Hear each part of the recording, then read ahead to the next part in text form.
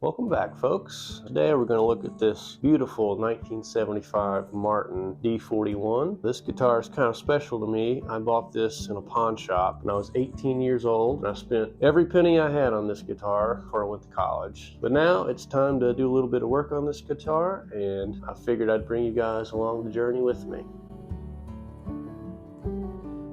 This guitar is in pretty nice condition, but it needs a little bit of work. It needs a neck reset, and it's going to need a new bridge as well. This bridge, before I bought it, this bridge was sanded down really thin. It's only about 1/4 of an inch thick, and the saddle height is pretty low, and the action is reasonable, but I want a full-size bridge on this with a taller saddle. So that means I'm going to have to do a neck reset on this guitar. There's also a couple little fingerboard cracks that we'll have to fix. So we'll end up making a new saddle, a new bridge, and a neck reset. And the first thing we'll do is take the strings off this, we'll take off the bridge, and take off the neck.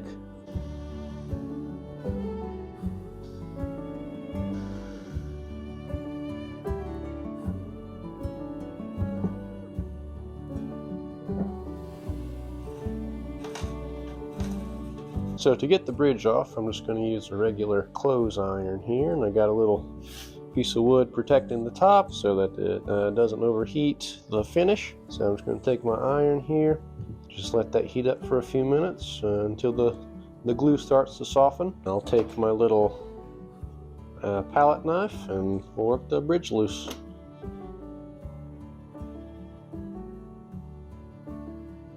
So the bridge is pretty hot. I'm going to take my palette knife here and just gently start to work it underneath the bridge.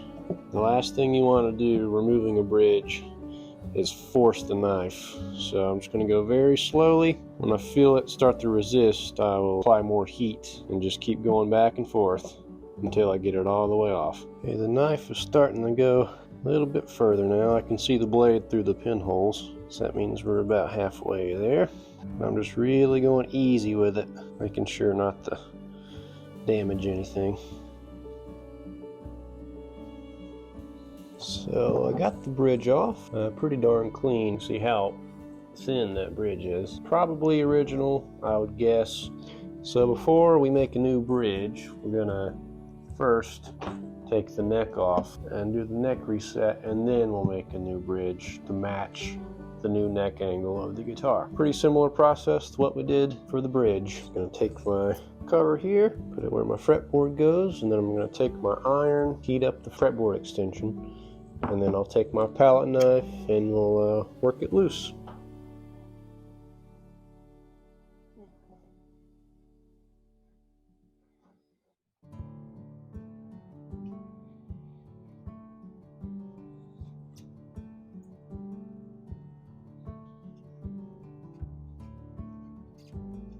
So now that the fretboard extension is loose over the body, I'm going to take my flush cut nippers and I'm going to pull the 15th fret.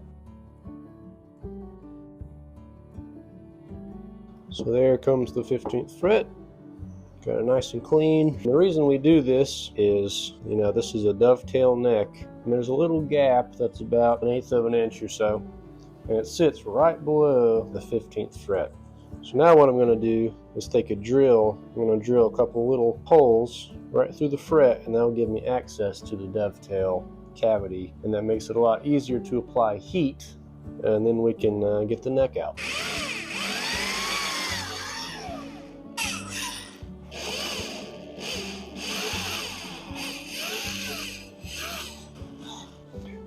I'm going to take these. This is called a foam cutter. What I'll do is just stick it down in these holes like that.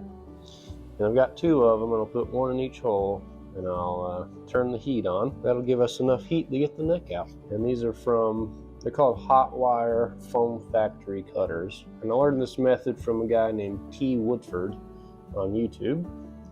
In my opinion, he's probably the best repairman on YouTube. I can link these in the description if you want to check these out.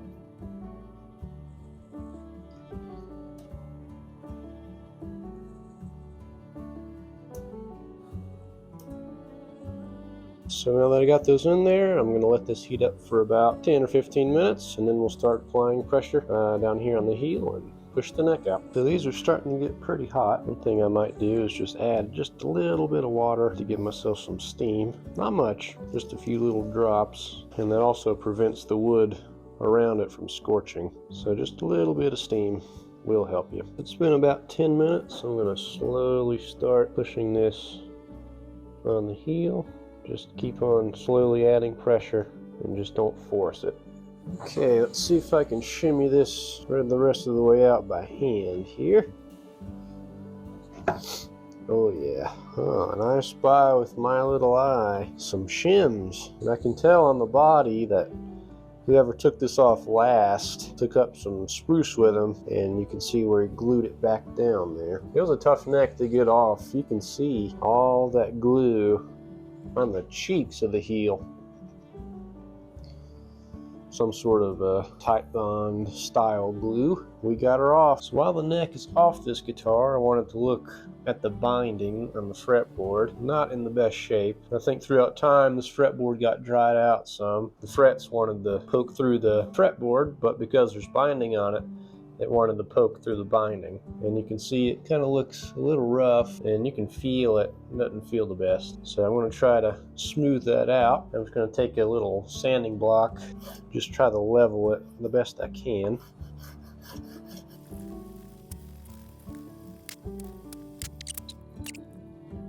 Alright, so that feels a lot better, a lot smoother. Now I'm going to take like some 800 grit sandpaper, just get it really, really smooth.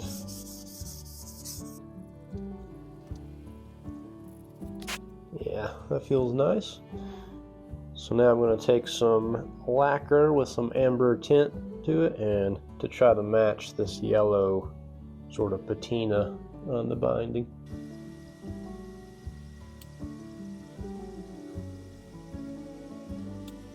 Alright, I think that looks a-okay. Now we can start fitting this neck back to the body. Clean up all this glue before we start setting the neck.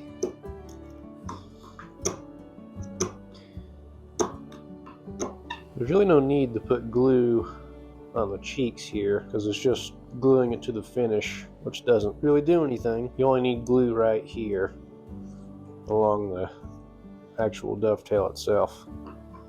So when you glue it there, it just makes it a lot harder to get off. So now it's time to change the neck angle. I'm going to take my sandpaper and pull it through the heel, just kind of like that, and I'll keep swapping back and forth until I take enough material off to get the neck angle right.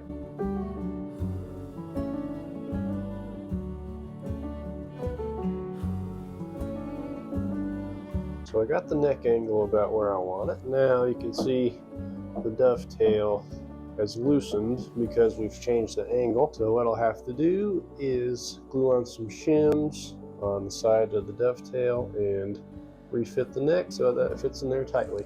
One thing I like to do when fitting a dovetail is take some chalk, and I'll chalk up the inside of the dovetail. Okay, kind of like that. And then when I fit the neck, I get it in nice and tight. And then when I pull it out, I can see where there's chalk left. You can see it just right at the bottom. And that's where I know I need the sand, is where the chalk marks are. And there's a little bit up there too. So that's kind of how I go about fitting the shims.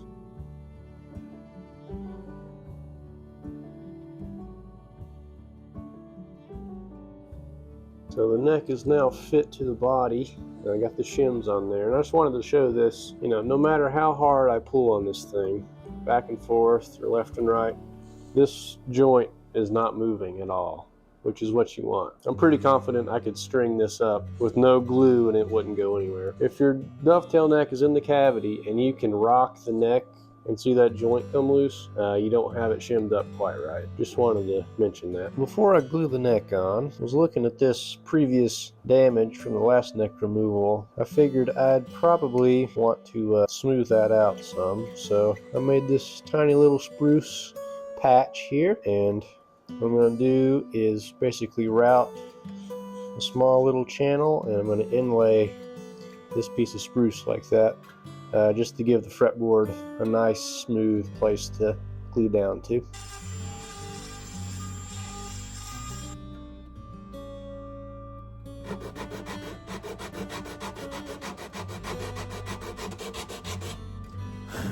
So got my little patch on here, nice and flush. I probably could have gotten away without doing that, but I think that gave it just a little bit better surface for the fretboard to glue to. So now I think we're ready to actually glue on the neck. And one thing people ask me is, do I use a shim under the fretboard? And the answer to that is yes and no. I don't mind to see a little bit of fall away over the body. I really don't. Now if that is excessive, then yes, I'll use a shim. But in this case, the fretboard just barely falls off, and I don't mind that one bit. So on this guitar, no shim.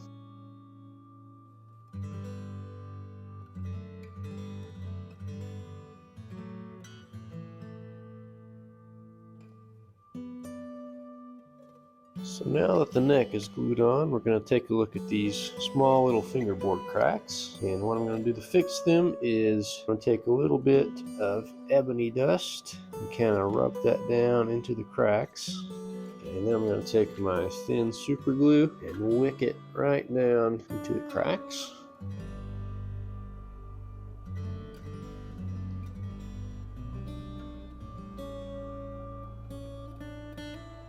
And spray some accelerator on there.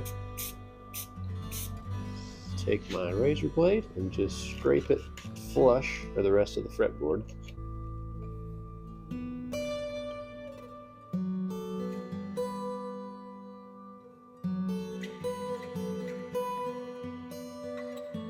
Okay, now those feel really nice and smooth. They're secure with some glue in there. And once we put a coat of oil over this fretboard, it will be pretty much invisible. Before we start making the bridge, I'm going to go ahead and give this light fret dressing and clean up the fretboard and put a coat of oil on it just to get it ready to go, so we don't have to worry about it later on and get it looking all nice and clean.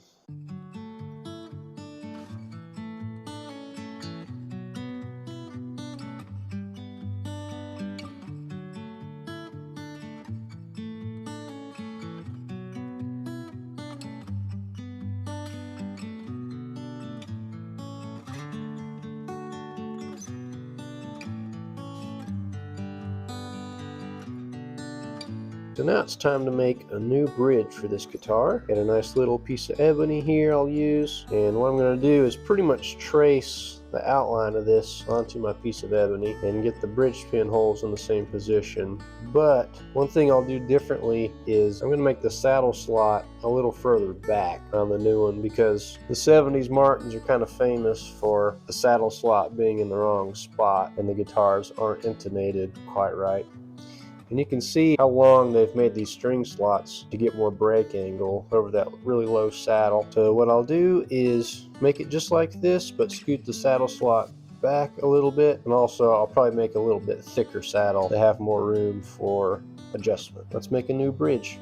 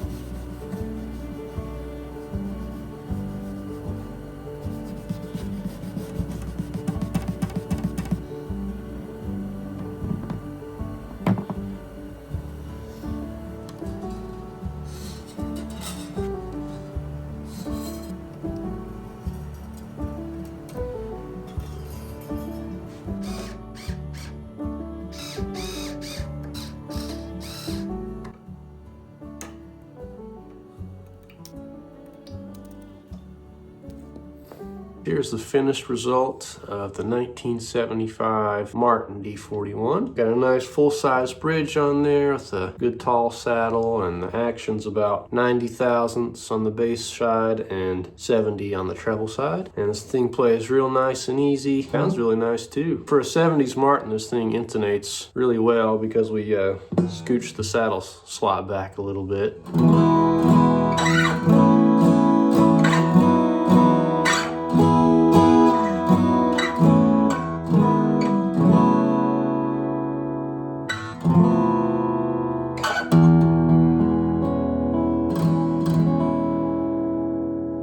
Yeah, sounds really good. So thank you guys for watching this video. If you want to subscribe, that would be awesome. Only about 3% of my viewers are actually subscribed. So I love making these videos and I'd like to make more. So if you could subscribe, that'd be a big help to me. I'll see you guys in the next one.